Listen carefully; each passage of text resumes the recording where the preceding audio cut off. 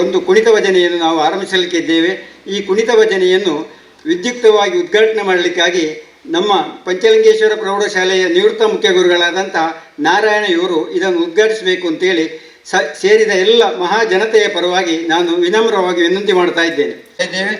ಈಗ ವಿದ್ಯುಕ್ತವಾಗಿ ಕುಣಿತ ಭಜನೆಯನ್ನು ಪಂಚಲಿಂಗೇಶ್ವರ ಪ್ರೌಢಶಾಲೆಯ ನಿವೃತ್ತ ಮುಖ್ಯ ಗುರುಗಳಾದಂತಹ ನಾರಾಯಣ ಇವರು ಉದ್ಘಾಟಿಸಿದ್ದಾರೆ.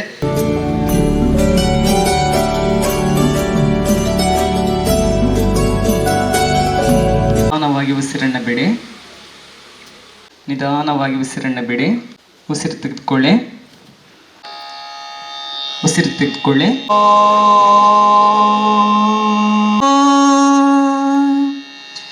ಶ್ರೀ ಮಂಜುನಾಥ, ಶ್ರೀ ಮಂಜುನಾಥ ಶರಣು ಬೆನಕನೇ ಕನಕ ರೂಪ, ಬೆನಕನೇ ಕನಕ ರೂಪ, ಶರಣು ಬೆನಕನೇ ಕನಕ ರೂಪನೇ, ಕಾಮಿನಿ ಸಂಗ ದೂರನೇ, ಕಾಮಿನಿ ಸಂಗ ದೂರನೇ, ಕಾಮಿನಿ ಸಂಗ ದೂರನೇ, ಕನಕ ರೂಪನೇ, ಕಾಮಿನಿ ಸಂಗ ದೂರನೇ, ಮಹಾಕಾಯನೇ ಅಕ್ಕಕೋಟಿ ಪ್ರದೀಪನೇ.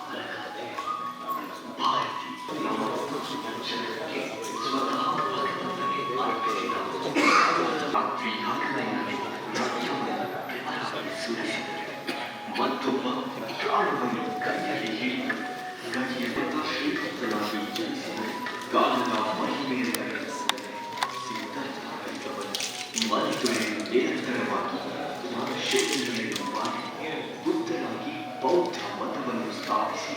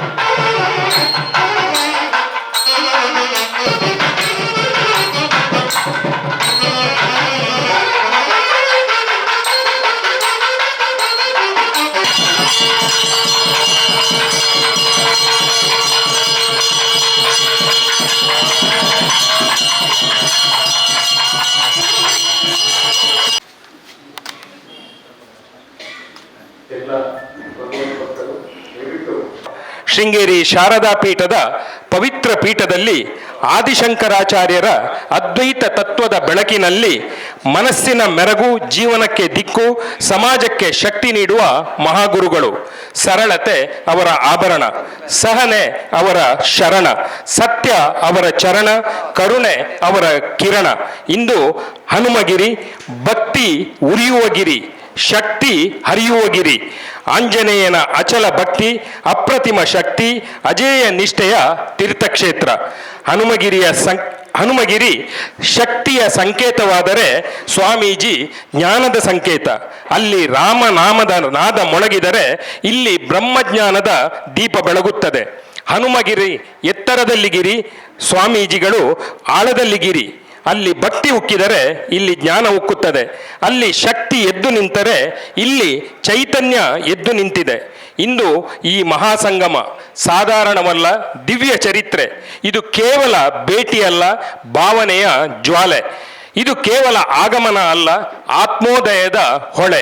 ಇಂತಹ ಧರ್ಮ ಧುರೀಣರು, ದಯಾಮೂರ್ತಿ, ದೇಶದ ದಾರಿದೀಪವಾದ ಶ್ರೀ ಶ್ರೀ ಶ್ರೀ ವಿಧುಶೇಖರ ಭಾರತಿ ಮಹಾಸ್ವಾಮೀಜಿಯವರ ಸಾನ್ನಿಧ್ಯ ನಮ್ಮ ಅದೃಷ್ಟವಲ್ಲ, ನಮ್ಮ ಭಾಗ್ಯದ ಉತ್ಸವ, ನಮ್ಮ ಶಕ್ತಿಯ ಮೂಲ, ನಮ್ಮ ಭವಿಷ್ಯದ ದಿಕ್ಕು. ಎಲ್ಲರ ಪರವಾಗಿ, ಶ್ರೀ ಕ್ಷೇತ್ರದ ಪರವಾಗಿ ಹೃದಯ ತುಂಬಿ ಜಗದ್ಗುರುಗಳನ್ನು ಅತ್ಯಂತ ಆದರದಿಂದ ಅನುನಯದಿಂದ ಶಿರಬಾಗಿ ಸ್ವಾಗತಿಸ್ತಾ ಇದ್ದೇವೆ. ಈ ಕ್ಷಣ ಇತಿಹಾಸವಾಗಲಿ, ಈ ಸಾನ್ನಿಧ್ಯ ಪ್ರೇರಣೆಯಾಗಲಿ ಎಂಬಂತಹ ನಮ್ರವಾದಂತಹ ಭಕ್ತಿಪೂರ್ವಕವಾದಂತಹ ಸನ್ನಿಧಾನದಲ್ಲಿ ಒಂದು ಭಿನ್ನವನ್ನು ಮಾಡುತ್ತಾ ಕ್ಷೇತ್ರದ ಪರವಾಗಿ ಆಡಳಿತ ಮುಕ್ತೇಸರಾದಂತಹ ಧರ್ಮದರ್ಶಿಗಳಾದಂತಹ ಶ್ರೀಯುತ ನನ್ಯ ಅಚ್ಯುತ ಮೂಡಿತ್ತಾಯರು ಫಲ ಸಮರ್ಪಣೆಯನ್ನು ಮಾಡಿ ಸ್ವಾಮಿಗಳಿಗೆ ಆದರಪೂರ್ವಕವಾದ ಗೌರವವನ್ನು ಸಲ್ಲಿಸಬೇಕು ಅಂತ ಕೇಳಿಕೊಳ್ತಾ ಇದ್ದೇವೆ. यो वेदादौ स्वरः प्रोक्तो वेदान्ते च प्रतिष्ठितः तस्य ಪ್ರಗತಿಲೇನ ಸೇಃ ಪರಸ್ಸ ಮಹೇಶ್ವರಃ ಶ್ರೀ ಕ್ಷೇತ್ರ ಹನುಮಗಿರಿಯ ವತಿಯಿಂದ ಸಮರ್ಪಿಸಿದ ಗುರುಚರಣಾರವಿಂದ ಕಾಣಿಕೆ. ನಮಃ ಸತಾಂ ಶರಣ್ಯಾಯ ಜಗನ್ಮಂಗಳಮೂರ್ತಯೇ ಸೀತಾಕಾಂತಾಯ ರಾಮಾಯ ಪವಿತ್ರಾದ್ಭುತಕೀರ್ತಯೇ ಶ್ರುತಿಸ್ಮೃತಿಪುರಾಣಾನಾಂ ಆಲಯಂ ಕರುಣಾಲಯಂ ನಮಾಮಿ ಭಗವತ್ಪಾದಶಂಕರಂ ಲೋಕಶಂಕರಂ.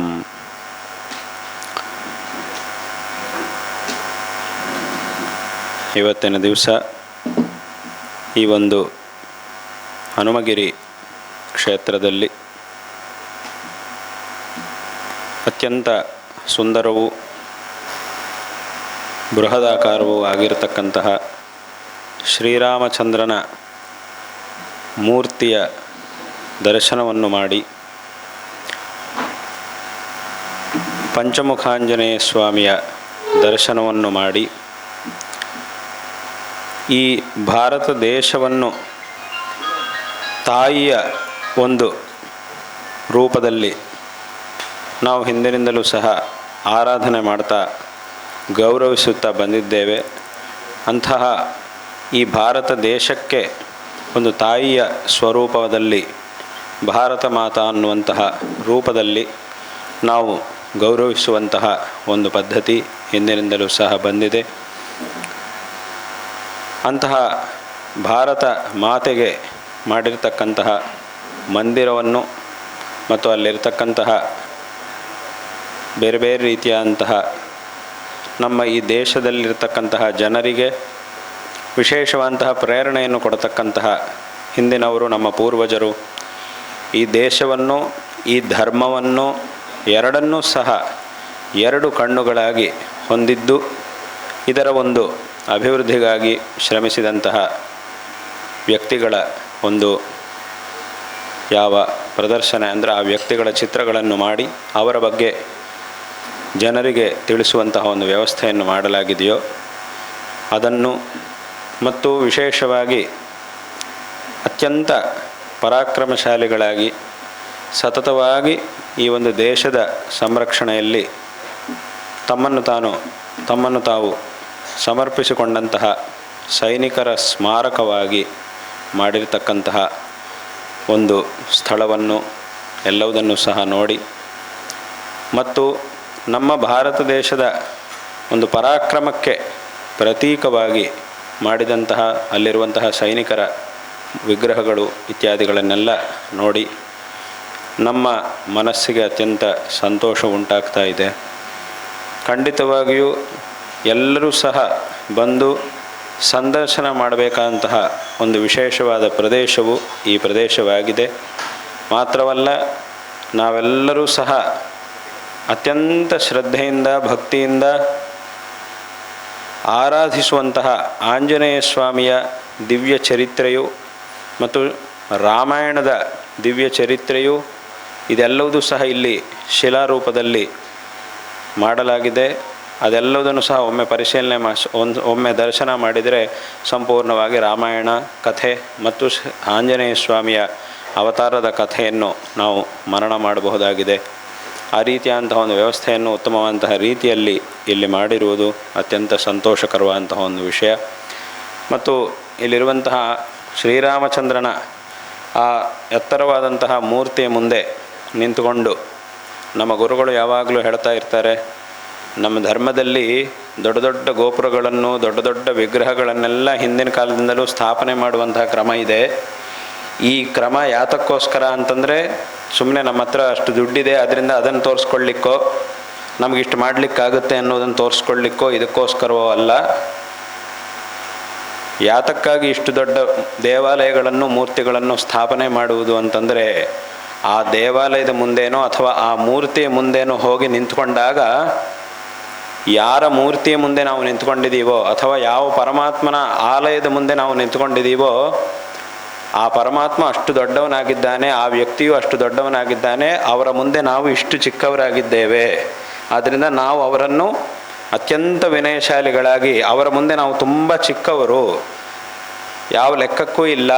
ಆದ್ದರಿಂದ ಅವರನ್ನು ನಾವು ಅತ್ಯಂತ ವಿನಮ್ರ ಭಾವನೆಯಿಂದ, ಶ್ರದ್ಧೆಯಿಂದ ಅವರನ್ನು ಅನುಸರಿಸಿ, ಅವರನ್ನು ಆರಾಧಿಸಿ ಈ ಜೀವನವನ್ನು ಸಾರ್ಥಕ ಮಾಡಿಕೊಳ್ಳಬೇಕು ಅನ್ನೋ ಭಾವನೆ ಎಲ್ರಿಗೂ ಸಹ ಬರಬೇಕು ಅನ್ನುವಂತಹ ಉದ್ದೇಶದಿಂದ ಇಷ್ಟು ದೊಡ್ಡ ದೇವಸ್ಥಾನಗಳನ್ನು, ದೊಡ್ಡ ಮೂರ್ತಿಗಳನ್ನು ಸ್ಥಾಪನೆ ಮಾಡುವಂತಹ ಕ್ರಮ ಬಂದಿದೆ ಅನ್ನುವಂತಹ ಒಂದು ವಿಷಯವನ್ನು ನಮ್ಮ ಗುರುಗಳು ಯಾವಾಗಲೂ ಹೇಳ್ತಾ ಇರ್ತಾರೆ. ಹಾಗಾಗಿ ಇಲ್ಲಿ ನಾವು ಆ ಮರ್ಯಾದಾ ಪುರುಷೋತ್ತಮನಾಗಿರ್ತಕ್ಕಂತಹ ಆಂಜನೇಯ ಸ್ವಾಮಿ, ಶ್ರೀರಾಮಚಂದ್ರನ ಮುಂದೆ ಇರ್ಬೋದು ಅಥವಾ ಇಲ್ಲಿ ಆಂಜನೇಯ ಸ್ವಾಮಿ ಮುಂದೆ ಇರಬಹುದು, ನಾವು ಬಂದು ನಿಂತುಕೊಂಡಾಗ ನಾವು ಎಷ್ಟು ಚಿಕ್ಕವರಾಗಿದ್ದೇವೆ, ಆ ಪರಮಾತ್ಮ ಎಷ್ಟು ದೊಡ್ಡವನು, ಆ ಭಗವಂತ ಎಷ್ಟು ದೊಡ್ಡವನು, ಆ ಭಗವಂತನ ಮುಂದೆ ನಾವು ಎಷ್ಟು ಚಿಕ್ಕವರಾಗಿದ್ದೇವೆ ಅನ್ನೋ ಭಾವನೆ ನಮಗೆ ಬರಬೇಕು. ಆ ಒಂದು ಭಾವನೆ ನಮ್ಮ ಮನಸ್ಸಿನಲ್ಲಿ ಜಾಗೃತವಾಗಬೇಕು. ಇದರಿಂದ ಇನ್ನೂ ನಾವು ಎಷ್ಟು ಕಲ್ತ್ಕೊಳ್ಬೇಕಾಗಿದೆ ಅನ್ನೋದನ್ನು ನಾವು ತಿಳ್ಕೊಳ್ಬೇಕು.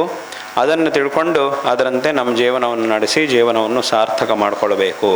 ಹಾಗಾಗಿ ಅದರ ಎದುರಿಗೆ ಬಂದು ನಿಂತ್ಕೊಂಡಾಗ ನಮಗೆ ಈ ಭಾವನೆ ಬರಬೇಕು. ಆ ಒಂದು ಭಾವನೆ ಬರಲಿ ಅನ್ನೋ ಉದ್ದೇಶದಿಂದಲೇ ದೊಡ್ಡ ದೊಡ್ಡ ಆಲಯಗಳನ್ನು, ಮೂರ್ತಿಗಳನ್ನು ನಿರ್ಮಾಣ ಮಾಡಿ ಸ್ಥಾಪನೆ ಮಾಡುವಂತಹ ಪದ್ಧತಿ ಬಂದಿದೆ ಅಂತ ನಮ್ಮ ಗುರುಗಳು ಯಾವಾಗಲೂ ಹೇಳುವ ಮಾತನ್ನು ಈ ಸಂದರ್ಭದಲ್ಲಿ ನೆನಪಿಸ್ಕೊಳ್ತಾ ಇದ್ದೇವೆ.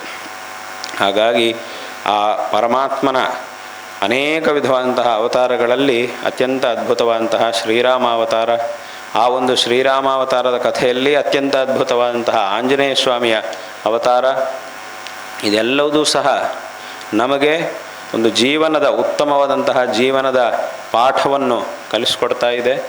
ಮಾತ್ರವಲ್ಲ, ನಮ್ಮ ಜೀವನದಲ್ಲಿ ನಾವು ಉತ್ತಮವಾದಂತಹ ಸ್ಥಿತಿಯನ್ನು ತಲುಪಬೇಕು ಅಂತಂದರೆ ಅದಕ್ಕೆ ಏನು ಮಾಡಬೇಕು ಅನ್ನುವಂತಹ ಒಂದು ಮಾರ್ಗದರ್ಶನವನ್ನು ಈ ಒಂದು ರಾಮಾಯಣವು, ಆಂಜನೇಯ ಸ್ವಾಮಿಯ ಒಂದು ಚರಿತ್ರೆಯು, ಬರೀ ನಾವು ಒಂದು ಸುಂದರಕಾಂಡವನ್ನು ಮಾತ್ರ ತಗೊಂಡ್ರೆ ಅದರಲ್ಲೇ ತುಂಬ ವಿಷಯ ಇದೆ.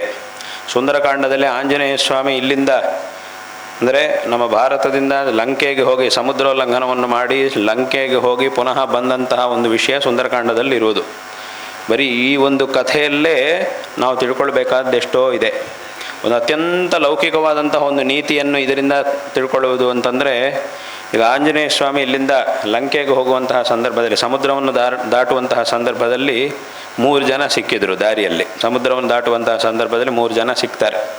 ಒಬ್ಬ ಮೈನಾಕ, ಒಬ್ಬಳು ಸಿಂಹಿಕೆ, ಇನ್ನೊಬ್ಬಳು ಸೊರಸೆ, 3 ಜನ ಸಿಕ್ಕಿದ್ರು. ಆಂಜನೇಯ ಸ್ವಾಮಿ ಹೋಗ್ತಾ ಇರುವುದು ಯಾತಕ್ಕೋಸ್ಕರ ಅಂತಂದರೆ ರಾಮನ ಕಾರ್ಯಕ್ಕೋಸ್ಕರ, ತನ್ನ ಪ್ರಭುವಾಗಿರ್ತಕ್ಕಂತಹ ರಾಮನ ಕಾರ್ಯಕ್ಕೋಸ್ಕರ, ತನ್ನ ರಾಜನಾಗಿರ್ತಕ್ಕಂತಹ ಸುಗ್ರೀವನ ಅಪ್ಪಣೆಯಂತೆ ಆ ಕಾರ್ಯವನ್ನು ಮಾಡಲಿಕ್ಕೆ ಆಂಜನೇಯ ಸ್ವಾಮಿ ಹೋಗ್ತಾ ಇದ್ದಾನೆ. ಈ ಥರ ಹೋಗುವಂತಹ ಸಂದರ್ಭದಲ್ಲಿ 3 ಜನ ಸಿಕ್ಕಿದ್ರು.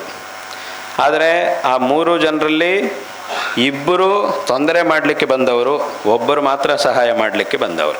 ಆ ಮೈನಾಕ ಅನ್ನೋನು ಸಹಾಯ ಮಾಡಲಿಕ್ಕೆ ಬಂದ. ಯಾಕಂತಂದರೆ ಇಷ್ಟು ದೂರ ಆಕಾಶ ಮಾರ್ಗದಲ್ಲಿ ಹೋಗಬೇಕಾದ್ರೆ ಶ್ರಮ ಆಗುತ್ತೆ, ಅದರಿಂದ ಸ್ವಲ್ಪ ಕಾಲ ನನ್ನ ಮೇಲೆ ಕೂತ್ಕೊಂಡು ಸ್ವಲ್ಪ ವಿಶ್ರಾಂತಿ ತೊಗೊಂಡು ಹೋಗ್ಬೋದು, ಅದರಿಂದ ಈ ಕಾರ್ಯದಲ್ಲಿ ನಾನು ಭಾಗಿಯಾಗಬೇಕು ಅಂಥೇಳಿ ಆ ವಿಶ್ರಾಂತಿಗೆ ಆಂಜನೇಯ ಸ್ವಾಮಿ ಸ್ವಲ್ಪ ವಿಶ್ರಾಂತಿ ತಗೊಳ್ಳಿಕ್ಕೆ ಒಂದು ಜಾಗವನ್ನು ಮಾಡಬೇಕು ಅಂಥೇಳಿ ಮೈನಾಕ ಮೇಲೆ ಬರ್ತಾನೆ. ಅವನ ಸಹಾಯ ಆಂಜನೇಯ ಸ್ವಾಮಿ ಬೇಕಾಗಿಲ್ಲ, ಅದು ಬೇರೆ ವಿಷಯ. ಆದರೆ ಅವನು ಬಂದಿದ್ದು ಅದಕ್ಕೋಸ್ಕರ, ಸಹಾಯವನ್ನು ಮಾಡಲಿಕ್ಕೋಸ್ಕರ ಬಂದಿದ್ದ.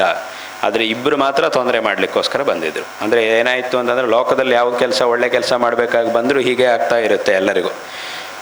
ಸಹಾಯನ ಮಾಡಲಿಕ್ಕೆ ಕಡಿಮೆ ಜನ ಇರ್ತಾರೆ, ತೊಂದರೆ ಮಾಡಲಿಕ್ಕೆ ಜಾಸ್ತಿ ಜನ ಇರ್ತಾರೆ. ಯಾವ ಒಳ್ಳೆ ಕೆಲಸವನ್ನು ಮಾಡಲಿಕ್ಕೆ ಹೋದರೂ ಸಹ ಆ ಸುಂದರಕಾಂಡದಲ್ಲಿರುವಂತಹ ಸ್ಥಿತಿಯೂ ಅದೇ. ಇಷ್ಟೆಲ್ಲ ದಾಟಿಕೊಂಡು ಅಲ್ಲಿಗೆ ಹೋಗಿ, ಆದರೆ ಇದನ್ನೆಲ್ಲ ಆಯಾ ಕಾಲಕ್ಕೆ ತಕ್ಕಂತೆ ಬೇಕಾದಂತಹ ಉಪಾಯವನ್ನು ಮಾಡಿಕೊಂಡು ನಮ್ಮ ಕೆಲಸವನ್ನು ನಾವು ಮಾಡಬೇಕು ಅನ್ನುವುದೇ ಆ ಒಂದು ಸುಂದರಕಾಂಡವು ನಮಗೆ ಕೊಡುವಂತಹ ಒಂದು ಸಂದೇಶ. ಮತ್ತು ಅಲ್ಲಿ ಆಂಜನೇಯ ಸ್ವಾಮಿಯನ್ನು ಕಳಿಸಿದ್ದು ಅಮ್ಮನವರು ಎಲ್ಲಿದ್ದಾಳೆ ಅನ್ನೋದನ್ನು ಹುಡುಕೊಂಡು ಬಂದು ತಿಳಿಸ್ಲಿಕ್ಕೋಸ್ಕರ. ಆದರೆ ಆ ರಾವಣನ ಹತ್ರ ಸೀತಾಮ್ಮನವರ ಆ ಲಂಕೆಯಲ್ಲಿ ಸೀತಾಮ್ಮನವರ ದರ್ಶನವನ್ನು ಮಾಡಿ, ರಾವಣನ ಆ ಲಂಕೆಯಲ್ಲಿ ಸೀತಾಮ್ಮನವರ ದರ್ಶನವನ್ನು ಮಾಡಿ, ಇನ್ನಲ್ಲಿ ಮುಂದೆ ನಡಿಬೇಕಂತಹ ಯುದ್ಧದಲ್ಲಿ ಆಗಬೇಕಾದ ಅದೆಷ್ಟೋ ಕೆಲಸವನ್ನು ಆಗಲೇ ಸಮಾಪ್ತಿಯು ಮಾಡಿ ಆಯಿತು. ಯಾಕಂದರೆ ಅದು ಹೇಗಾದರೂ ಮಾಡಬೇಕಂತಹ ಕೆಲಸವೇ. ಇಲ್ಲ ನಮಗೆ ಇಷ್ಟೇ ಹೇಳಿದ್ದೀವಿ, ಅಷ್ಟು ಹೇಳಿದ್ರಿಂದ ನಾನು ಇಷ್ಟನ್ನೇ ಮಾಡುವುದು, ಇದಕ್ಕಿಂತ ಮೇಲೆ ಏನು ಮಾಡುವುದೇ ಇಲ್ಲ ಅಂತ ಹೇಳಲಿಲ್ಲ. ಹೇಗಾದರೂ ಮುಂದೆ ನಡಿಬೇಕಾದ್ದು ಯುದ್ಧ ನಡೀಲಿಕ್ಕಿದೆ. ಆ ಯುದ್ಧದಲ್ಲಿ ಈಗಲೇ ಲಂಕಾ ದಹನ ಬೇಕಾದಷ್ಟು ಮಾಡಿಬಿಟ್ರೆ ಅಲ್ಲಿಗೆ ಸುಮಾರು ಕೆಲಸ ಆದಂಗೆ ಆಗುತ್ತೆ. ಮತ್ತು ಮುಂದೆ ಯುದ್ಧನೂ ಅದು ಹೇಗಾದರೂ ನಡೆಯುತ್ತೆ, ಅದು ಬೇರೆ ವಿಷಯ. ಅದನ್ನು ಈಗ ಸಾಧ್ಯವಾದಷ್ಟು ಆ ಕೆಲಸವನ್ನು ಈಗಲೇ ಮುಗಿಸ್ಬಿಟ್ರೆ ಆಯಿತು ಅಂಥೇಳಿ ಅದೆಷ್ಟೋ ರಾಕ್ಷಸರನ್ನು ವಧ ಮಾಡಿ ಸಂಹಾರ ಮಾಡಿ ಆಂಜನೇಯ ಸ್ವಾಮಿ ಅಲ್ಲಿ ಆ ಲಂಕೆಯನ್ನು ದಹನ ಮಾಡಿ ವಾಪಸ್ಸು ಬಂದಿರುವಂತಹ ಒಂದು ಕಥೆಯನ್ನು ನಾವು ಅಲ್ಲಿ ನೋಡ್ತೀವಿ. ಅದರಿಂದ ಈ ಥರ ಒಂದೊಂದು ಹೆಜ್ಜೆ ಹೆಜ್ಜೆಗೂ ಸಹ ರಾಮಾವತಾರದ ಕಥೆಯಲ್ಲಿರ್ಬೋದು, ಆಂಜನೇಯ ಸ್ವಾಮಿಯ ಆ ಕಥೆಯಲ್ಲಿ ಬೇಕಾದಷ್ಟಿದೆ. ಮನುಷ್ಯ ಕಲ್ತ್ಕೊಳ್ಬೇಕಂಥದ್ದು ಬೇಕಾದಷ್ಟಿದೆ. ಒಳ್ಳೆ ಕೆಲಸವನ್ನು ಮಾಡುವಂತಹ ಸಂಕಲ್ಪವನ್ನು ಮಾಡಿ ಅದನ್ನು ಮಾಡಲಿಕ್ಕೆ ಹೋಗುವಾಗ ಬೇರೆ ಬೇರೆ ರೀತಿಯಂಥ ತೊಂದರೆಯನ್ನು ಮಾಡ್ತಕ್ಕಂಥವರು ಬೇರೆ ಬೇರೆ ರೀತಿಯಾಗಿ ಬರ್ತಾರೆ. ಆ ಸಂದರ್ಭದಲ್ಲಿ ಅದಕ್ಕೆ ತಕ್ಕಂತಹ ಉತ್ತರವನ್ನು ಕೊಡ್ತಾ ಮುಂದಕ್ಕೆ ಹೋಗಬೇಕು. ಮತ್ತು ಯಾವ ಕೆಲಸಕ್ಕಾಗಿ ನಾವು ಬಂದಿದ್ದೀವೋ ಆದಷ್ಟು ಎಷ್ಟು ಸಾಧ್ಯ ಆಗುತ್ತೋ ಅಷ್ಟನ್ನು ಮುಗಿಸಿ ಪುನಃ ನಾವು ಬರಬೇಕು ಅನ್ನೋದು ಇಲ್ಲಿರ್ತಕ್ಕಂತಹ ಒಂದು ವಿಷಯ. ಅನೇಕ ವಿಷಯಗಳಿವೆ, ಅದರಲ್ಲಿ ಒಂದು ವಿಷಯ ಇದು, ಕಲ್ತುಕೊಳ್ಬೇಕಂತಹ ವಿಷಯದಲ್ಲಿ ಇದು ಸಹ ಒಂದಾಗಿದೆ. ಅಂದರೆ ಈ ರೀತಿಯಾಗಿ ಆ ಭಗವಂತನ ಒಂದು ಸ್ಮರಣೆ, ಸಂಕೀರ್ತನೆ, ಆರಾಧನೆ ಇತ್ಯಾದಿಗಳಿಂದ ನಮಗೆ ವಿಶೇಷವಾದಂತಹ ಪುಣ್ಯವೂ ಪ್ರಾಪ್ತವಾಗಿ ನಮ್ಮ ಎಲ್ಲ ದುರಿತಗಳು ನಿವಾರಣೆಯಾಗಿ ನಮಗೆ ವಿಶೇಷವಂತಹ ಚಿತ್ತಶುದ್ಧಿ ಉಂಟಾಗಿ ವಿಶೇಷವಂತಹ ಅನುಗ್ರಹ ಪ್ರಾಪ್ತವಾಗುತ್ತೆ. ಆ ಒಂದು ಅಲೌಕಿಕವಾದ ಫಲವೂ ಇದೆ. ಮತ್ತು ಅದರ ಜೊತೆಗೆ ಲೌಕಿಕವಾದಂತಹ ಪ್ರಪಂಚದಲ್ಲಿ ಬೇರೆ ಬೇರೆ ರೀತಿಯಂತಹ ಸಂದರ್ಭಗಳಲ್ಲಿ ನಾವು ಯಾವ ರೀತಿಯಾಗಿ ನಡ್ಕೊಳ್ಳಬೇಕು ಅನ್ನೋದನ್ನು ಹೇಳಿಕೊಡುವಂತಹ ಈ ಲೌಕಿಕವಾದಂತಹ ಅನೇಕ ವಿಧವಾದ ನೀತಿಗಳನ್ನು ಸಹ ಹೇಳಿಕೊಡುವುದು ಆ ಒಂದು ರಾಮಾಯಣ ಮತ್ತು ಆ ಚರಿತ್ರೆಯ ಉದ್ದೇಶವಾಗಿದೆ. ಹಾಗಾಗಿ ಈ ರೀತಿಯಾಗಿ ಅನೇಕ ವಿಧವಾದಂತಹ ವಿಚಾರಗಳಿವೆ ಆ ಚರಿತ್ರೆಯಲ್ಲಿ. ಹಾಗೆ ಇಲ್ಲಿ ಬಂದಾಗ ಆ ಎಲ್ಲ ಕಥೆಗಳನ್ನು ಅದನ್ನೆಲ್ಲ ನೋಡಿದಾಗ ಇಂತಹ ಅನೇಕ ವಿಚಾರಗಳನ್ನು ಕಲಿತುಕೊಳ್ಳುವಂತಹ ತಿಳ್ಕೊಳ್ಳುವಂತಹ ಒಂದು ಅವಕಾಶವು ಇಲ್ಲಿ ಪ್ರಾಪ್ತವಾಗುತ್ತೆ. ಅದರ ಜೊತೆಗೆ ಆ ಭಗವಂತನ ದರ್ಶನವನ್ನು ಮಾಡಿದಂತಹ ಪುಣ್ಯವೂ ಸಹ ಎಲ್ಲರಿಗೂ ಪ್ರಾಪ್ತವಾಗುತ್ತೆ. ಮಾತ್ರವಲ್ಲ, ಈ ಒಂದು ದೇಶವನ್ನು ಪ್ರತಿಯೊಬ್ಬರೂ ಸಹ ವಿಶೇಷವಾಗಿ ಸಂರಕ್ಷಣೆ ಮಾಡಿಕೊಳ್ಳಬೇಕಾದ್ದು ಎಲ್ಲರ ಒಂದು ಕರ್ತವ್ಯವಾಗಿದೆ. ಸೈನಿಕರಾಗಿರ್ತಕ್ಕಂಥವರು ಅವರು ಗಡಿಯಲ್ಲಿದ್ದು ಅವರ ಕೆಲಸವನ್ನು ಅವರು ಮಾಡ್ತಾರೆ, ದೇಶವನ್ನು ರಕ್ಷಣೆ ಮಾಡ್ತಾರೆ. ಆದರೆ ದೇಶದ ಒಳಗೆ ಇರತಕ್ಕಂಥವ್ರಿಗೂ ಅನೇಕ ಕರ್ತವ್ಯಗಳಿವೆ. ಯಾಕಂದರೆ ಸೈನಿಕರಾಗಿರ್ತಕ್ಕಂಥವರೆಲ್ಲ ಅಲ್ಲಿ ಹೋಗಿ ಆ ರಕ್ಷಣಾ ಕಾರ್ಯವನ್ನೆಲ್ಲ ಮಾಡ್ತಿರುವುದು ಯಾತಕ್ಕೋಸ್ಕರ ಅಂತಂದರೆ ಇಲ್ಲಿರ್ತಕ್ಕಂತಹ ಜನರಿಗೋಸ್ಕರ. ಆಗ ಇಲ್ಲಿರ್ತಕ್ಕಂತಹ ಜನರು ಬೇಜವಾಬ್ದಾರಿಯಾಗಿದ್ದು ಬಿಟ್ಟರೆ ಆಗ ಅವರೆಲ್ಲ ಅಷ್ಟೆಲ್ಲ ಕಷ್ಟಪಟ್ಟುಕೊಂಡು ಅಲ್ಲಿ ಅಷ್ಟೆಲ್ಲ ತ್ಯಾಗಗಳನ್ನು ಮಾಡಿ ಸೈನಿಕರೆಲ್ಲ ಅಲ್ಲಿಗೆ ಹೋಗಿ ಅಷ್ಟೆಲ್ಲ ಕಷ್ಟಪಡುವುದೆಲ್ಲದೂ ಸಹ ವ್ಯರ್ಥವಾಗುತ್ತೆ. ನಮಗೋಸ್ಕರ ಕೆಲಸ ಮಾಡತಕ್ಕಂಥವರ ಕಷ್ಟ ನಮ್ಮಿಂದ ವ್ಯರ್ಥವಾಯಿತು ಅಂತಂದರೆ ಅದಕ್ಕಿಂತ ದೊಡ್ಡ ಕೃತಜ್ಞತೆ ಇನ್ನೊಂದಿರುವುದಿಲ್ಲ, ಅದಕ್ಕಿಂತ ದೊಡ್ಡ ಪಾಪ ಇನ್ನೊಂದಿರುವುದಿಲ್ಲ. ಆದ್ದರಿಂದ ಅಂಥದ್ದನ್ನು ಯಾರೂ ಸಹ ಮಾಡಬಾರದು. ಎಲ್ಲರೂ ಸಹ ದೇಶದ ಒಳಗಿರ್ತಕ್ಕಂಥವ್ರು, ಹೇಗೆ ಅಲ್ಲಿ ಗಡಿಯಲ್ಲಿರ್ತಕ್ಕಂಥ ಸೈನಿಕರು ವಿಶೇಷವಾದಂತಹ ಒಂದು ಜವಾಬ್ದಾರಿಯಿಂದ ತಮ್ಮ ಕಾರ್ಯವನ್ನು ಮಾಡ್ತಾ ಇದ್ದಾರೋ, ಅವರು ಅಲ್ಲೆಲ್ಲಾದರೂ ಸ್ವಲ್ಪ ವ್ಯತ್ಯಾಸ ಆಯಿತು ಅಂತಂದರೆ, ಸ್ವಲ್ಪ ಅನವಧಾನ ಆಯಿತು ಅಂತಂದರೆ ಅದರಿಂದ ಎಷ್ಟು ತೊಂದರೆ ಆಗುತ್ತೋ ದೇಶಕ್ಕೆ, ಅದೇ ರೀತಿಯಾಗಿ ದೇಶದಲ್ಲಿರ್ತಕ್ಕಂಥವರು ಸಹ ಅದೇ ರೀತಿಯಂತಹ ಸಾವಧಾನತೆಯಿಂದ ತಮ್ಮ ತಮ್ಮ ಕೆಲಸಗಳನ್ನೆಲ್ಲ ಮಾಡಬೇಕು. ಎಲ್ಲೂ ಸಹ ಅಚಾತುರ್ಯವಾಗಿ ಬೇಜವಾಬ್ದಾರಿಯಾಗಿ ಏನನ್ನು ಮಾಡಬಾರದು. ದೇಶವನ್ನು ಉತ್ತಮವಂತಹ ಅಭಿವೃದ್ಧಿ ಪಡಿಸುವಂತಹ ಒಂದು ಕಾರ್ಯದಲ್ಲಿ ಪ್ರತಿಯೊಬ್ಬರೂ ಸಹ ಪ್ರಯತ್ನವನ್ನು ಮಾಡಬೇಕು. ಈ ರೀತಿಯಾಗಿ ಮಾಡಿದಾಗ ನಮ್ಮ ದೇಶ ಅನ್ನೋದು ಇನ್ನೂ ಉತ್ತಮವಂತಹ ಸ್ಥಿತಿಯನ್ನು ತಲುಪುತ್ತೆ. ಆದ್ದರಿಂದ ಇಂತಹ ಒಂದು ದೇಶದ ಒಂದು ಸಂರಕ್ಷಣೆ, ನಮ್ಮ ಈ ಒಂದು ಸನಾತನ ಹಿಂದೂ ಧರ್ಮದ ಒಂದು ಸಂರಕ್ಷಣೆ, ಇದನ್ನೆಲ್ಲವುದನ್ನು ಸಹ ಮಾಡಬೇಕು. ಅದಕ್ಕೆ ನಾವು ಎಲ್ಲ ಕಡೆಗೂ ಹೇಳುವುದು ಏನು ಅಂತಂದರೆ, ಎಲ್ಲರೂ ಸಹ ದೇಶ ಮತ್ತು ಧರ್ಮ ಎರಡೂ ಸಹ ಎರಡು ಕಣ್ಣುಗಳು ಅಂತ ಎಲ್ಲರೂ ಸಹ ಭಾವಿಸಬೇಕು. ಎರಡು ಕಣ್ಣುಗಳಾಗಿ ಎಲ್ಲರೂ ಸಹ ಇಟ್ಕೊಳ್ಬೇಕು. ಭಗವಂತ ನಮಗೆ ಎರಡು ಕಣ್ಣುಗಳನ್ನು ಕೊಟ್ಟಿದ್ದಾನೆ. ಆದರೆ ಎರಡು ಕಣ್ಣುಗಳನ್ನು ಕೊಟ್ಟಿದ್ದಾನೆ ಅಂಥೇಳಿ ಒಂದೊಂದು ಕಣ್ಣಿಂದ ನಾವು ಒಂದೊಂದು ವಸ್ತುವನ್ನು ನೋಡುವುದಿಲ್ಲ. ಎರಡು ಕಣ್ಣುಗಳಿದ್ದರೂ ಎರಡಿಂದ ನೋಡುವುದು ಒಂದನ್ನೇ ನಾವು. ಯಾಕೆ ಅಂತಂದರೆ ಹಾಗೆ ನೋಡಿದ್ರೇ ನಮಗೆ ವಸ್ತು ಚೆನ್ನಾಗಿ ಕಾಣುತ್ತೆ. ಯಾವುದಾದ್ರೂ ಒಂದು ವಸ್ತುವನ್ನು ಒಂದು ಕಣ್ಣಲ್ಲಿ ಮಾತ್ರ ನೋಡಿದರೆ ಅಷ್ಟು ಚೆನ್ನಾಗಿ ಕಾಣುವುದಿಲ್ಲ. ಎರಡೂ ಕಣ್ಣುಗಳಲ್ಲಿ ನೋಡಿದಾಗ ಮಾತ್ರವೇ ಚೆನ್ನಾಗಿ ಕಾಣುತ್ತೆ. ಎರಡು ಕಣ್ಣುಗಳನ್ನು ಕೊಟ್ಟಿದ್ದಾನೆ, ಅದರಿಂದ ಒಂದು ಕಣ್ಣಿಂದ ಬಲಕ್ಕೆ ನೋಡ್ತೀವಿ, ಒಂದು ಕಣ್ಣಿಂದ ಅದೇ ಸಮಯದಲ್ಲಿ ಎಡಕ್ಕೆ ನೋಡ್ತೀವಿ ಅಂತಂದರೆ ಹಾಗೆ ನೋಡಲಿಕ್ಕಾಗುವುದಿಲ್ಲ.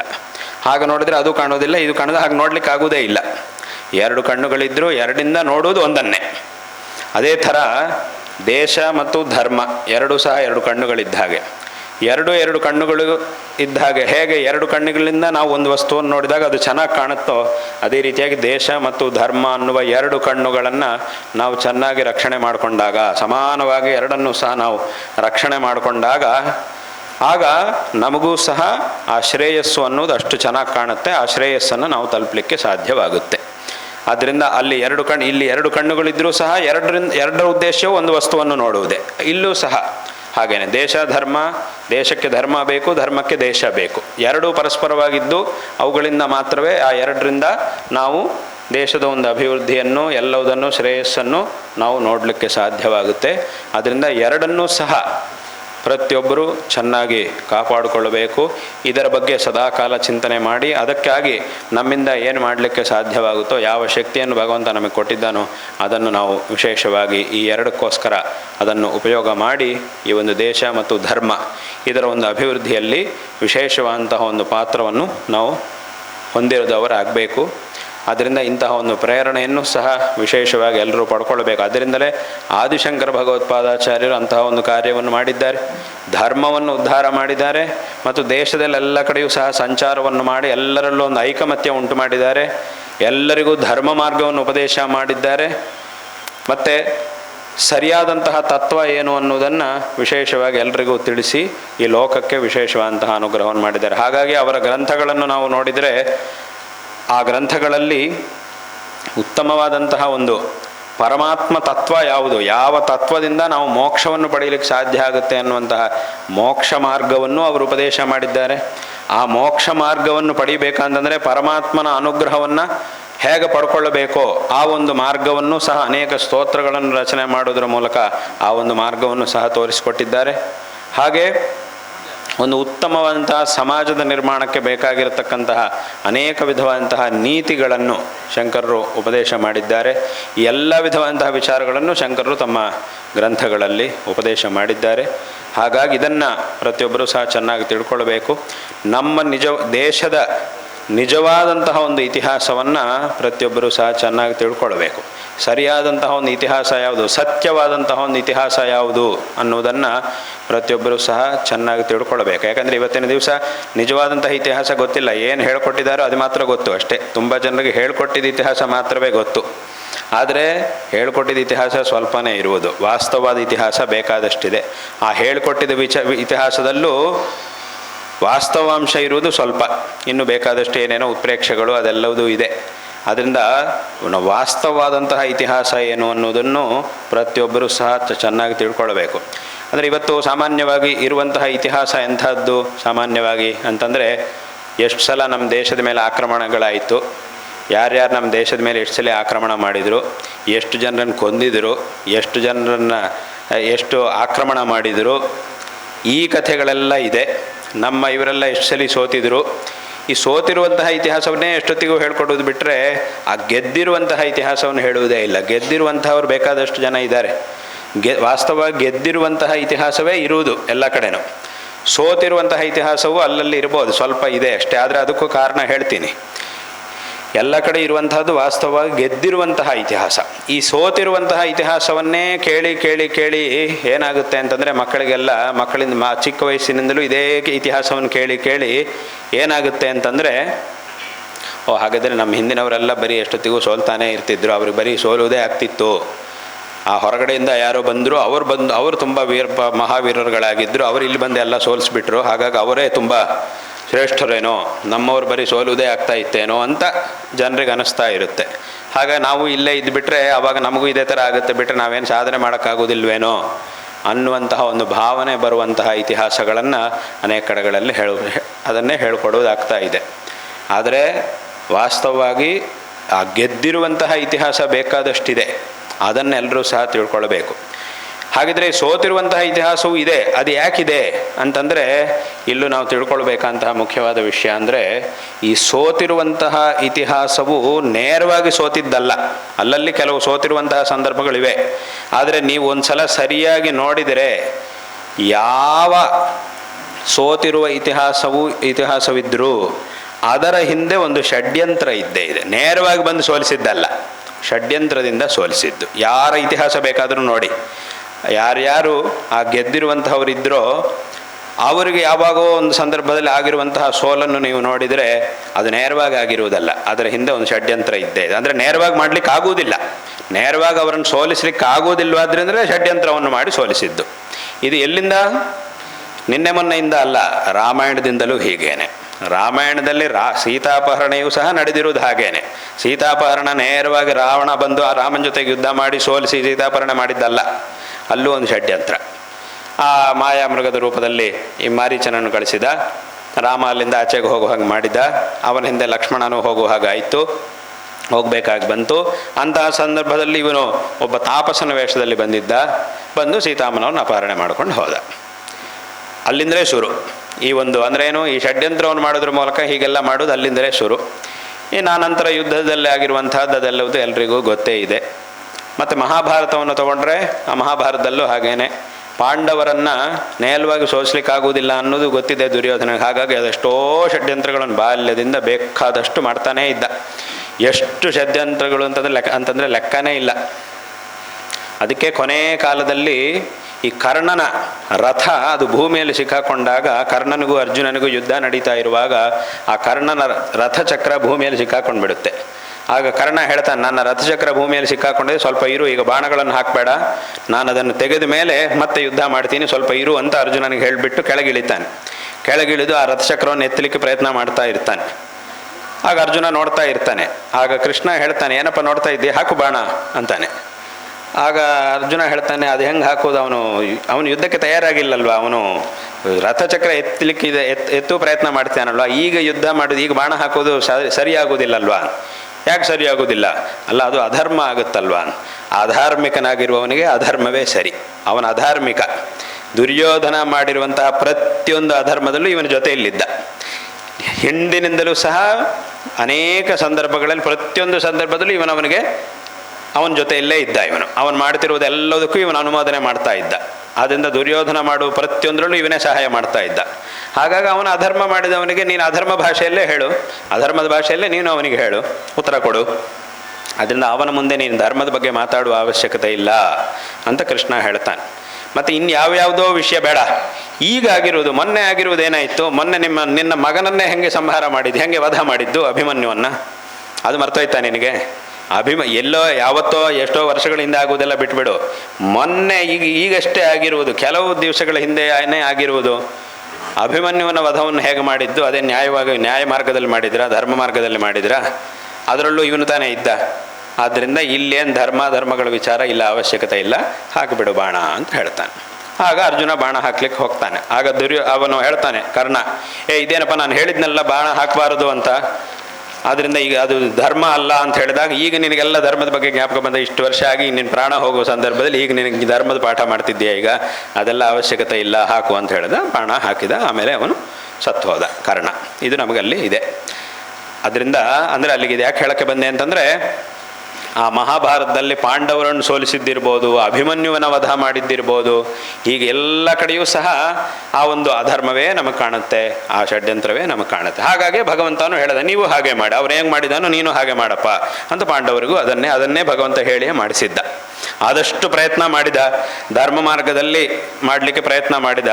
ಅವರು ಅಧರ್ಮ ಮಾರ್ಗದಲ್ಲಿ ಬಂದೆಲ್ಲ ಮಾಡಿದ್ರಿಂದ ಹಾಗಾದರೆ ನೀವು ಹಾಗೆ ಮಾಡಿ ಅಂಥೇಳಿ, ಅಂದರೆ ಅವರು ಅಧರ್ಮವನ್ನು ಮಾಡಿದ್ದು ಕೌರವರು, ಅವರಿಗೆ ಅದೇ ಭಾಷೆಯಲ್ಲಿ ಉತ್ತರ ಕೊಡಿಸಿದ್ದ ಅಷ್ಟೇ. ಮೊದಲಿಗೆ ಅಧರ್ಮ ಮಾಡಿಸಿದ್ದ ಅಂತ ಹಾಗರ್ಥಲ್ಲ. ಹಾಗಂದ್ರೆ ಈಗ ಭಗವಂತನು ಅಧರ್ಮ ಮಾಡಿಸಿದ್ನ ಅಂತ ಹಾಗೆ ಕೇಳೋ ಹಾಗಿಲ್ಲ, ಆ ಥರ ಪ್ರಶ್ನೆ ಬರೋದಿಲ್ಲ. ಅಧರ್ಮ ಅವರಿಗೆ ಯಾವ ಭಾಷೆಯಲ್ಲಿ ಹೇಳಿದರೆ ಅರ್ಥ ಆಗುತ್ತೋ ಆ ಭಾಷೆಯಲ್ಲೇ ಉತ್ತರ ಕೊಡಿಸಿದ್ದ. ಅವರು ಸರಿಯಾಗಿದ್ದಿದ್ರೆ ಇಲ್ಲೂ ಸರಿಯಾಗಿ ಮಾಡಿಸ್ತಾ ಇದ್ದ. ಅವರು ಸರಿಯಾಗಿ ಇರಲಿಲ್ಲವಾದ್ರಿಂದ ಅವರಿಗೆ ಅದೇ ಭಾಷೆಯಲ್ಲಿ ಉತ್ತರ ಕೊಡಿಸಿದ್ದ. ಹಾಗಾಗಿ ಅದು ಅಧರ್ಮ ಆಗಿಲ್ಲ, ಅದು ಅಧರ್ಮಕ್ಕೆ ಉತ್ತರ ಆಯಿತು.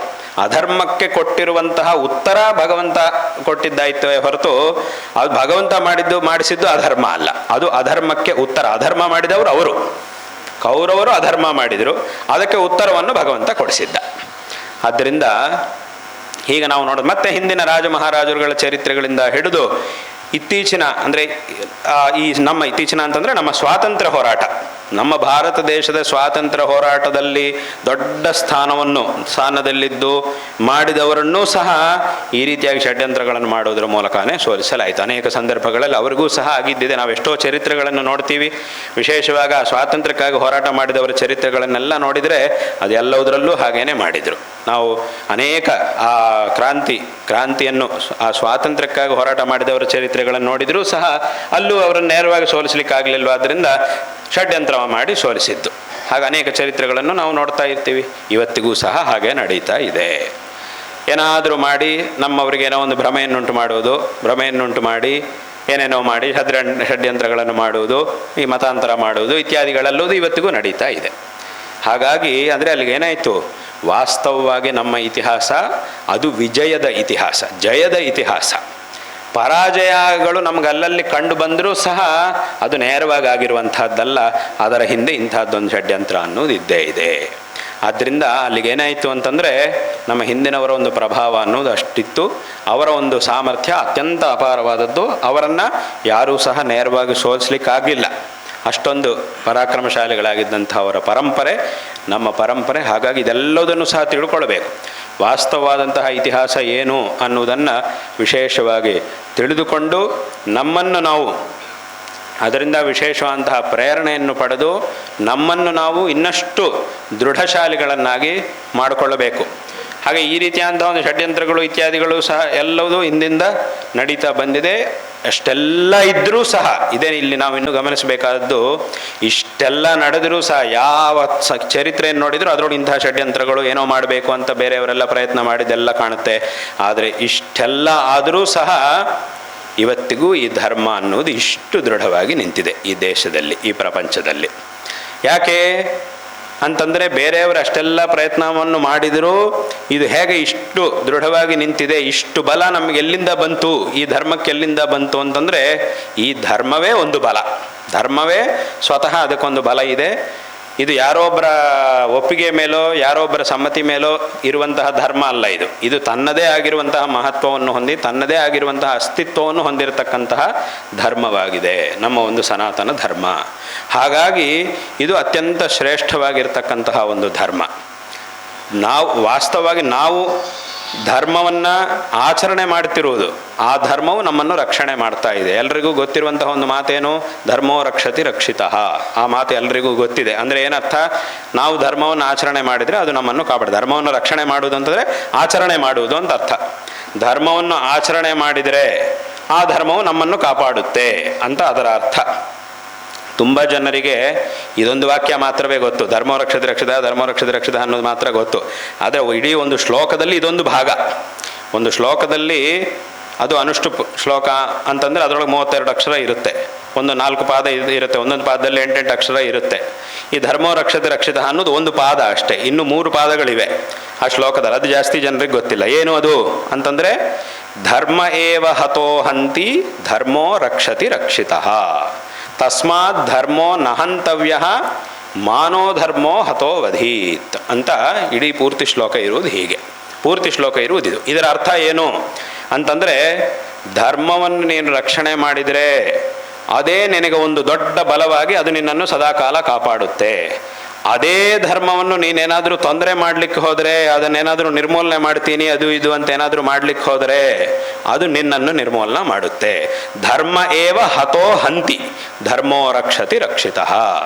ನಾನು ಈ ಧರ್ಮವನ್ನು, ಈ ಸನಾತನ ಧರ್ಮವನ್ನು ನಿರ್ಮೂಲನೆ ಮಾಡ್ತೀನಿ ಅದು ಇದು ಅಂತ ನೀನು ಹೋದರೆ ಅದೇ ನಿನ್ನನ್ನು ನಿರ್ಮೂಲನೆ ಮಾಡಿ ಹಾಕಿಬಿಡುತ್ತೆ. ಆ ಥರ ಎಷ್ಟೋ ಜನ ಇದ್ದಾರೆ, ಬೇಕಾದಷ್ಟು ಜನ ಆ ಥರ ಪ್ರಯತ್ನ ಮಾಡಿ ಕೊನೆಗೆ ಅವರೇ ಸರ್ವನಾಶವಾಗಿರುವಂಥದ್ದನ್ನು ನಾವು ಇತಿಹಾಸದಲ್ಲಿ ನೋಡಬಹುದಾಗಿದೆ. ಯಾಕಂದರೆ ಅದನ್ನೇ ಶಾಸ್ತ್ರವು ನಮಗೆ ಹೇಳ್ತಾ ಇದೆ, ಧರ್ಮ ಏವ ಹತೋ ಹಂತಿ ಧರ್ಮೋ ರಕ್ಷತಿ ರಕ್ಷಿತಃ. ಆದ್ದರಿಂದ ಈ ಧರ್ಮವನ್ನು ಏನೋ ಮಾಡ್ತೀನಿ ಅದು ಇದು ಅಂತ ಮಾಡಕ್ಕೆ ಹೋಗಬೇಡ. ಹಾಗೆ ಹೋದರೆ ಏನಾಗುತ್ತೆ ಅಂತಂದರೆ ಅದು ನಿನ್ನನ್ನು ಸರ್ವನಾಶ ಮಾಡುತ್ತೆ, ಹಾಗೆಲ್ಲ ಮಾಡಬೇಡ ಅಂತ ಯಾವತ್ತೋ ಈ ಒಂದು ಧರ್ಮದ ಬಗ್ಗೆ ನಮ್ಮ ಶಾಸ್ತ್ರಗಳಲ್ಲಿ ಹೇಳಿದ್ದಾರೆ. ಅದಕ್ಕೆ ತಕ್ಕಂತೆ ಎಷ್ಟೋ ಜನರಿಗೆ ಹಂಗಾಗಿದ್ದೂ ಉಂಟು. ಯಾರು ರಕ್ಷಣೆ ಮಾಡಿದ್ದಾರೋ ಅವರ ಒಂದು ರಕ್ಷಣೆ ಧರ್ಮದಿಂದ ಆಯಿತು. ಯಾರು ಇದನ್ನು ಏನೋ ತೊಂದರೆ ಮಾಡಲಿಕ್ಕೆ ಹೋಗಿದ್ದಾರೋ ಅವರಿಗೆ ತೊಂದರೆ ಆಗಿದ್ದನ್ನು ನಾವು ಲೋಕದಲ್ಲಿ ಬೇಕಾದಷ್ಟು ನೋಡಿದ್ದೀವಿ. ಬೇಕಾದಷ್ಟು ಉದಾಹರಣೆಗಳು ನಮ್ಮ ಕಣ್ಣು ಮುಂದೆ ಇದೆ. ಆದ್ದರಿಂದ ಇಲ್ಲೇನು ಹೇಳಿದ್ದಾರೆ, ಧರ್ಮ ಏವ ಹತೋ ಹಂತಿ ಧರ್ಮೋ ರಕ್ಷತಿ ರಕ್ಷಿತ. ಆದ್ದರಿಂದ ನೀನು ಧರ್ಮವನ್ನು ಆಚರಣೆ ಮಾಡಿ ಅದರ ರಕ್ಷಣೆ ಮಾಡಪ್ಪ, ಅದರಿಂದ ನಿನಗೆ ರಕ್ಷಣೆ ಆಗುತ್ತೆ. ಆದರೆ ಅದನ್ನೇನಾದರೂ ನಿರ್ಮೂಲನೆ ಮಾಡ್ತೀನಿ ಅದು ಇದು ಅಂತ ನೀನು ಹೇಳಿದರೆ, ಅದನ್ನು ಮಾಡ್ಲಿಕ್ಕೆ ಹೋದರೆ ನೀನು ಸರ್ವನಾಶ ಆಗಬೇಕಾಗಿ ಬರುತ್ತೆ. ಅದರಿಂದ ನೀನು ಅದನ್ನು ಮಾಡಬೇಡ ಅಂತ ಯಾವತ್ತೋ ನಮ್ಮ ಶಾಸ್ತ್ರಗಳು ಎಚ್ಚರಿಸಿವೆ. ಆದ್ದರಿಂದ ಇದನ್ನು ಪ್ರತಿಯೊಬ್ಬರೂ ಸಹ ಚೆನ್ನಾಗಿ ತಿಳ್ಕೊಳ್ಬೇಕು. ಹಾಗಾಗಿ ಈ ಒಂದು ಧರ್ಮ ಅನ್ನೋದೇ ಬಲ ನಮಗೆ. ಆದ್ದರಿಂದ ಇದನ್ನು ಪ್ರತಿಯೊಬ್ಬರೂ ಸಹ ಚೆನ್ನಾಗಿ ಮಾಡಬೇಕು, ತಿಳ್ಕೊಳ್ಬೇಕು. ಈ ಬಲ ಯಾರಲ್ಲಿರುತ್ತೆ? ಇಂತಹ ಒಂದು ಧರ್ಮವೇ ಬಲ ಅಂತಂದರೆ ಈ ಧರ್ಮ ಯಾರಲ್ಲಿರುತ್ತೆ ಅಂತಂದರೆ, ಯಾರು ಇದರ ಬಗ್ಗೆ ತುಂಬ ಒಂದು ಹೆಚ್ಚಿನ ಶ್ರದ್ಧೆಯನ್ನಿಟ್ಕೊಂಡು ಇದನ್ನು ಆಚರಣೆ ಮಾಡ್ತಾರೋ ಅವರಲ್ಲಿ ಇಂತಹ ಒಂದು ಬಲ ಅನ್ನೋದಿರುತ್ತೆ. ಆದ್ದರಿಂದ ಈ ಒಂದು ಪರಂಪರೆಯನ್ನು ಪ್ರತಿಯೊಬ್ಬರೂ ಸಹ ಚೆನ್ನಾಗಿ ತಿಳ್ಕೊಂಡು ಇದರ ಒಂದು ಮಹತ್ವವನ್ನು ಚೆನ್ನಾಗಿ ತಿಳ್ಕೊಂಡು, ಯಾಕಂದರೆ ಇವತ್ತಿನ ದಿವಸ ಜನರಿಗೆ ಇದರ ಬಗ್ಗೆ ಗೊತ್ತಿರುವುದು ಬರೀ ಒಂದು 2-3 ವಿಷಯಗಳಷ್ಟೇ. ಹಿಂದೂ ಧರ್ಮದ ಬಗ್ಗೆ ತುಂಬ ಜನರಿಗೆ ಗೊತ್ತಿರುವಂತಹದ್ದು ಬರೀ ಒಂದು 2-3 ವಿಷಯ ಅಷ್ಟೇ. ಆದರೆ ಇಲ್ಲಿ ಬೇಕಾದಷ್ಟು ನೂರಾರು ಸಾವಿರಾರು ವಿಷಯಗಳಿವೆ, ವಿಚಾರಗಳಿವೆ. ಜನರಿಗೆ ಗೊತ್ತಿರುವುದು ಒಂದಿಷ್ಟು ವಿಷಯಗಳಷ್ಟೇ. ಆದರೆ ನೀವು ತಿಳ್ಕೊಂಡಿರುವುದಕ್ಕಿಂತ ಇನ್ನೂ ತಿಳ್ಕೊಳ್ಬೇಕಾದ್ದು ಬೇಕಾದಷ್ಟಿದೆ. ಇಡೀ ಇಷ್ಟು ದೊಡ್ಡ ಬೆಟ್ಟ ಇದೆ, ಈ ಹನುಮಗಿರಿ ಅಂತ ಇಷ್ಟು ದೊಡ್ಡ ಬೆಟ್ಟ ಇದೆ. ಇಡೀ ಬೆಟ್ಟದಲ್ಲಿ ಒಂದು ಕಲ್ಲಿದ್ದರೆ ಒಂದು ಬಂಡೆ ಇದೆ, ಆ ಬಂಡೆಯಷ್ಟು ಮಾತ್ರ. ಆ ಇಡೀ ಬೆಟ್ಟದಲ್ಲಿ ಒಂದು ಬಂಡೆ ಅನ್ನೋದೆಷ್ಟೋ ಅಷ್ಟೇ ಜನರಿಗೆ ಗೊತ್ತಿರುವುದು ಈ ಧರ್ಮದ ಬಗ್ಗೆ. ಇನ್ನು ತಿಳ್ಕೊಳ್ಬೇಕಾದ್ರೆ ಈ ಬೆಟ್ಟದಷ್ಟಿದೆ. ಇದು ತಿಳಿದಿರುವಂಥದ್ದು ಈ ದೊಡ್ಡ ಬೆಟ್ಟದಲ್ಲಿ ಒಂದು ಬಂಡೆ ಎಲ್ಲಾದರೂ ಒಂದು ಮೂಲೆಯಲ್ಲಿ ಒಂದು ಬಂಡೆ ಬಿದ್ದಿದ್ರೆ ಆ ಒಂದು ಬಂಡೆಯಷ್ಟು ಮಾತ್ರ ಜನರಿಗೆ ಗೊತ್ತಿದೆ. ಆದರೆ ತಿಳ್ಕೊಳ್ಬೇಕಾದ್ರೆ ಈ ಬೆಟ್ಟದಷ್ಟು ಬೇಕಾದಷ್ಟಿದೆ. ಆದ್ದರಿಂದ ಆ ಒಂದು ಧರ್ಮದ ಮಹತ್ವದ ಬಗ್ಗೆ ತಿಳಿದುಕೊಂಡು, ಇವು ಪರಂಪರೆ ಬಗ್ಗೆ ತಿಳಿದುಕೊಂಡು ಇದನ್ನು ಚೆನ್ನಾಗಿ ಆಚರಣೆ ಮಾಡಿ ಜೀವನವನ್ನು ಸಾರ್ಥಕ ಮಾಡಿಕೊಳ್ಳಬೇಕು. ಮತ್ತು ಈ ಒಂದು ದೇಶವನ್ನು ವಿಶೇಷವಾಗಿ ಅಭಿವೃದ್ಧಿ ಮಾಡುವುದರಲ್ಲಿ ಎಲ್ಲ ರೀತಿಯಲ್ಲೂ ಸಹ ಲೌಕಿಕವಾಗಿ, ಧಾರ್ಮಿಕವಾಗಿ, ಆರ್ಥಿಕವಾಗಿ, ಶೈಕ್ಷಣಿಕವಾಗಿ, ಸಾಂಸ್ಕೃತಿಕವಾಗಿ ಎಲ್ಲ ರೀತಿಗಳಲ್ಲೂ ಸಹ ಈ ಒಂದು ದೇಶವನ್ನು ಸರ್ವೋತ್ತಮವಾದಂತಹ ದೇಶವಾಗಿ ಮಾಡುವಂತಹ ಒಂದು ಪ್ರಯತ್ನವನ್ನು ಪ್ರತಿಯೊಬ್ಬರೂ ಸಹ ಮಾಡಬೇಕು. ಅದಕ್ಕೆ ಬೇಕಾದಂತಹ ಒಂದು ಕಾರ್ಯಗಳನ್ನು ಒಂದು ಪರಿಶ್ರಮವನ್ನು ಪ್ರತಿಯೊಬ್ಬರೂ ಸಹ ಮಾಡಬೇಕಾದ ಒಂದು ಅವಶ್ಯಕತೆ ಇದೆ. ಅದರ ಒಂದು ಅವಶ್ಯಕತೆ ಎಲ್ಲರಿಗೂ ಇದೆ. ಅದನ್ನು ಪ್ರತಿಯೊಬ್ಬರೂ ಸಹ ಮಾಡಬೇಕು ಅನ್ನುವಂತಹ ಒಂದು ವಿಷಯವನ್ನು ಈ ಸಂದರ್ಭದಲ್ಲಿ ಹೇಳ್ತಾ ನಿಮಗೆಲ್ಲರಿಗೂ ಸಹ ನಾರಾಯಣ ಸ್ಮರಣಪೂರ್ವಕವಾಗಿ ಆಶೀರ್ವಾದಗಳನ್ನು ಮಾಡ್ತಾ ಇದ್ದೇವೆ. ಶಾರದಾ ಚಂದ್ರಮೌಳೀಶ್ವರರ ಹಾಗೂ ನಮ್ಮ ಪರಮಪೂಜ್ಯ ಗುರುವರೇಣ್ಯರು ಈ ದಕ್ಷಿಣಾಮ್ನಾಯ ಶೃಂಗೇರಿ ಶಾರದಾ ಪೀಠದ ಪ್ರಸ್ತುತ ಅಧಿಪತಿಗಳು 36ನೇ ಅಧಿಪತಿಗಳು ಆಗಿರತಕ್ಕಂತಹ ಪರಮಪೂಜ್ಯ ಜಗದ್ಗುರು ಶ್ರೀ ಶ್ರೀ ಭಾರತೀ ತೀರ್ಥ ಮಹಾಸ್ವಾಮಿಗಳವರ ಪರಿಪೂರ್ಣವಾದಂತಹ ಅನುಗ್ರಹ ನಿಮ್ಮೆಲ್ಲರ ಮೇಲೆ ಸದಾಕಾಲ ಇರಲಿ. ತದ್ವಾರ ಎಲ್ಲರಿಗೂ ಸಹ ಎಲ್ಲ ವಿಧವಾದಂತಹ ಶ್ರೇಯಸ್ಸುಗಳು ಪ್ರಾಪ್ತವಾಗಲಿ ಎಂಬುದಾಗಿ ಈ ಸಂದರ್ಭದಲ್ಲಿ ನಾವು ಆಶೀರ್ವಾದಗಳನ್ನು ಮಾಡ್ತಾ ಇದ್ದೇವೆ. ಮತ್ತು ನಾವು ಆರಂಭದಲ್ಲಿ ಹೇಳಿದಂತೆ ಇದೆಲ್ಲರೂ ಸಹ ಬಂದು ದರ್ಶನ ಮಾಡಬೇಕಂತ ನೋಡಬೇಕಂತ ಒಂದು ಉತ್ತಮವಾದಂತಹ ಪ್ರದೇಶವಾಗಿದೆ. ಅದು ಭಾಳ ಸಂತೋಷಕರವಾದಂತಹ ಒಂದು ವಿಷಯ. ಇಲ್ಲಿಗೆ ಎಲ್ಲರೂ ಸಹ ಬರಬೇಕು. ಮತ್ತು ಎಲ್ಲರೂ ಬಂದರೆ ಸಾಕಾಗೋದಿಲ್ಲ, ಮತ್ತು ಮಕ್ಕಳನ್ನು ಸಹ ಇಲ್ಲಿ ಕರ್ಕೊಂಡು ಬರಬೇಕು. ಅವರಿಗೂ ಸಹ ಇದನ್ನೆಲ್ಲ ತೋರಿಸಬೇಕು. ಈ ಒಂದು ವಿಚಾರಗಳ ಬಗ್ಗೆ ಮಕ್ಕಳಿಗೆ ತಿಳಿಸಬೇಕು. ಅವರಲ್ಲೂ ಒಂದು ವಿಶೇಷವಾದಂಥ ಪ್ರೇರಣೆ ಉಂಟಾಗುವಂತೆ ಮಾಡಬೇಕು ಎಂಬುದಾಗಿ ಈ ಸಂದರ್ಭದಲ್ಲಿ ಹೇಳ್ತಾ ಎಲ್ಲರಿಗೂ ಮತ್ತೊಮ್ಮೆ ಆಶೀರ್ವಾದಗಳನ್ನು ತಿಳಿಸ್ತಾ ಇದ್ದೇವೆ. ಇಲ್ಲಿ ಒಂದು ತಿಂಗಳ ಹಿಂದೆ ಇಲ್ಲಿ ಕುಂಭಾಭಿಷೇಕ ಕಾರ್ಯಕ್ರಮ ಎಲ್ಲವೂ ಸಹ ನಡೆದಿದೆ. ಅದಕ್ಕಿಂತ ಸುಮಾರು ಒಂದು 2-3 ತಿಂಗಳ ಹಿಂದೆ ನಟರಾಜ್ ಅವರು ಶೃಂಗೇರಿಗೆ ಆಗಮಿಸಿ ನಮ್ಮ ದರ್ಶನವನ್ನು ಮಾಡಿದರು. ಈ ಒಂದು ಕಾರ್ಯಕ್ರಮದ ಬಗ್ಗೆ ನಿವೇದನೆ ಮಾಡಿದರು. ಅವರು ASG ಕೆಲಸ ಮಾಡ್ತಿದ್ದಾರೆ. ಅವರು ಶೃಂಗೇರಿಗೆ ಆಗಮಿಸಿ ಈ ಒಂದು ಕಾರ್ಯಕ್ರಮದ ಬಗ್ಗೆ ಅದೇ 1 ತಿಂಗಳ ಹಿಂದೆ ನಡೆದಿರುವಂಥ ಕಾರ್ಯಕ್ರಮದ ಬಗ್ಗೆ ನಿವೇದನೆ ಮಾಡಿ ಇದಕ್ಕೆ ನಾವು ಬರಬೇಕು ಅಂತ ವಿಶೇಷವಾಗಿ ಪ್ರಾರ್ಥನೆ ಮಾಡಿದರು. ಆದರೆ ಆ ಒಂದು ಸಮಯಕ್ಕೆ ನಾವು ಬೇರೆ ಕಡೆ ಎಲ್ಲದೂ ಸಹ ನಮ್ಮ ಕಾರವಾರ ಆ ಕಡೆ ಎಲ್ಲ ನಮ್ಮ ಕಾರ್ಯಕ್ರಮ ಅದೆಲ್ಲ ಮೊದಲೇ ತೀರ್ಮಾನವಾಗಿದ್ದರಿಂದ ನಾವು ಆವಾಗ ಹೇಳಿದ್ವಿ, ಈ ಸಮಯದಲ್ಲಿ ಇಲ್ಲಿಗೆ ಬರಲಿಕ್ಕಾಗುವುದಿಲ್ಲ, ಮುಂದೆ ಇಲ್ಲಿಗೆ ಬರುವಂಥ ಈ ಒಂದು ಯಾತ್ರೆಯ ಸಂದರ್ಭದಲ್ಲಿ ಆ ಸಂದರ್ಭದಲ್ಲಿ ನಾವು ಇಲ್ಲಿಗೆ ಬರ್ತೀವಿ ಎಂಬುದಾಗಿ ಆವತ್ತು ಅವರಿಗೆ ತಿಳಿಸಿದ್ದೀವಿ. ಅವರು ವಿಶೇಷವಾಗಿ ತುಂಬ ಶ್ರದ್ಧೆಯಿಂದ ಪ್ರಾರ್ಥನೆ ಮಾಡಿದರು. ಈ ಸಂದರ್ಭದಲ್ಲಿ ಆ ಕುಂಭಾಭಿಷೇಕ ಸಂದರ್ಭದಲ್ಲಿ ಇಲ್ಲಿಗೆ ಬರಬೇಕು ಅಂತ ನಾವು ಅವರಿಗೆ ನಂತರ ತಿಳಿಸಿದ್ದೇವೆ. ಅವರು ಇವತ್ತು ಯದ್ಯಪಿ ಬರಲಿಕ್ಕಾಗಿಲ್ಲ. ಅವರು ವಿಶೇಷವಾಗಿ ಪ್ರಾರ್ಥನೆಯನ್ನು ಮಾಡಿದರು. ಈ ಸಂದರ್ಭದಲ್ಲಿ ಅವರಿಗೂ ಮತ್ತು ಅವರ ಪರಿವಾರಕ್ಕೂ ಎಲ್ಲರಿಗೂ ಸಹ ನಾವು ಆಶೀರ್ವಾದಗಳನ್ನು ತಿಳಿಸ್ತಾ ಇದ್ದೇವೆ. ಮತ್ತು ಇಲ್ಲಿ ವಿಶೇಷವಾಗಿ ಇದರ ಒಂದು ನಿರ್ವಹಣೆಯಲ್ಲಿ ವಿಶೇಷವಾದಂತಹ ಒಂದು ಜವಾಬ್ದಾರಿಯಿಂದ ಇಲ್ಲಿ ಅಧ್ಯಕ್ಷರಾಗಿ ಇದನ್ನು ನಿರ್ವಹಣೆ ಮಾಡ್ತಾ ಇರತಕ್ಕಂಥವರು ಅಚ್ಯುತ್ ಅವರಿಗೂ ನಾವು ಈ ಸಂದರ್ಭದಲ್ಲಿ ಆಶೀರ್ವಾದಗಳನ್ನು ತಿಳಿಸ್ತಾ ಇಲ್ಲಿ ಎಲ್ಲ ವೈದಿಕರಿಗೂ ಎಲ್ಲ ಭಕ್ತರಿಗೂ ಎಲ್ಲರಿಗೂ ಸಹ ಇವತ್ತು ಇಲ್ಲಿಗೆ ಆಗಮಿಸಿದಂತಹ ಎಲ್ಲ ಮಕ್ಕಳಿಗೂ ಎಲ್ಲರಿಗೂ ಸಹ ನಾವು ಆಶೀರ್ವಾದಗಳನ್ನು ಮಾಡ್ತಾ ಇದ್ದೇವೆ. ಮತ್ತು ಇಲ್ಲಿಯ ತಂತ್ರಿಗಳಾಗಿರ್ತಕ್ಕಂಥ ರವೀಶ್ ತಂತ್ರಿಗಳು ಅವರಿಗೂ ನಾವು ಆಶೀರ್ವಾದಗಳನ್ನು ಮಾಡ್ತಾ ಮತ್ತೊಮ್ಮೆ ಎಲ್ಲರಿಗೂ ಆಶೀರ್ವಾದಗಳನ್ನು ತಿಳಿಸಿ ಈ ಮಾತುಗಳನ್ನು ಇಲ್ಲಿ ಉಪಸಂಹಾರ ಮಾಡ್ತೇವೆ. ಹರ ನಮಃ ಪಾರ್ವತೀಪತಯೇ ಹರ ಹರ ಮಹಾದೇವ. ಅನುವು ಮಾಡಿಕೊಡಬೇಕು ಅಂತ ಹೇಳುವಂತಹ ಒಂದು ವಿನಮ್ರವಾದಂತಹ ವಿನಂತಿಯನ್ನು ಕೂಡ ನಿಮ್ಮಲ್ಲಿ ಮಾಡಿಕೊಳ್ತಾ ಇದ್ದೇವೆ. ಎಲ್ಲ ಭಕ್ತಾದಿಗಳು ಸಹಕರಿಸಬೇಕು. ಮತ್ತೊಮ್ಮೆ ನಿಮ್ಮಲ್ಲಿ ವಿನಂತಿ. ನಿಖರ ಸುದ್ದಿ, ಸದಭಿರುಚಿಯ ಕಾರ್ಯಕ್ರಮ. ನೀವು ನೋಡ್ತಾ ಇದ್ದೀರಾ ಕಹಳೆ ನ್ಯೂಸ್, ಸಮಾಜದ ಜಾಗೃತಿಗಾಗಿ ವಸ್ತುನಿಷ್ಠ ವರದಿ.